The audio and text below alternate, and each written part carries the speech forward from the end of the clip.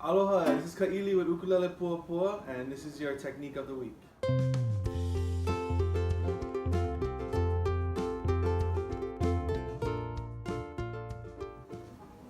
How's it, guys? So by now, you should have already learned your basic strumming pattern, which was the down, up, down, up, down, up, down, up, and the down, up, down, up, down, up, down. You also learned that you can strum here, over the hole, or by the saddle or by the bridge. And you also learned your mute with either the palm or the thumb, and you also learned your scratch or your chunk, which is either with the palm or with the thumb. Now we're gonna move on to strumming with the left hand. I know that sounds weird, but there is a very important concept that you want to understand when you're strumming with your right hand. Your left hand is going to be doing some work too. So let's say we're going to do a C, the second version that you can do. So you're either going to put your pointer finger on the bottom two strings of the third fret, or you're going to cover all the strings. Now your second and third finger, no matter which one you do, they're going to do the same thing either way, okay? So your second finger is going to go up on the fourth fret on the C string, and then your ring finger is going to go on the fifth fret on the top string. This is a C chord that is basically a barred chord, okay?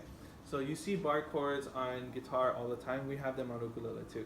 Now, when you're strumming a bar chord, this is going to make it a lot easier to mute with your left hand. All you're going to do is release pressure on your left hand. You're not going to release your fingers off all the way. You're just going to keep them in place. If you notice, if I press down, it makes sound. If I don't press down, it's muted.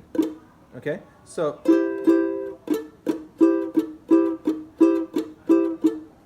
and that's all you want to do when you're first practicing this, is do your C, and you're just going to strum down and then release your pressure and then strum again, mute it, okay? If you strum with a swing pattern and then strum a down up with pressure and then release the pressure and then strum again, you're going to mute it. That is basically what a typical Hawaiian strum is going to sound like. You can do that with your regular down up strum as well. So down up, down up, down up, or you can swing it.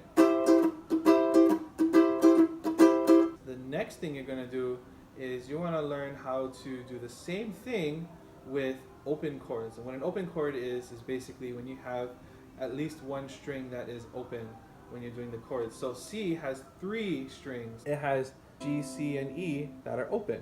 So if you're going to mute it like that, then what a lot of people like to do is use their pinky. What you can also do is use whatever fingers you have available to mute the strings. Okay, so when you mute the strings, like I said before, you're not going to press down on the strings. That's going to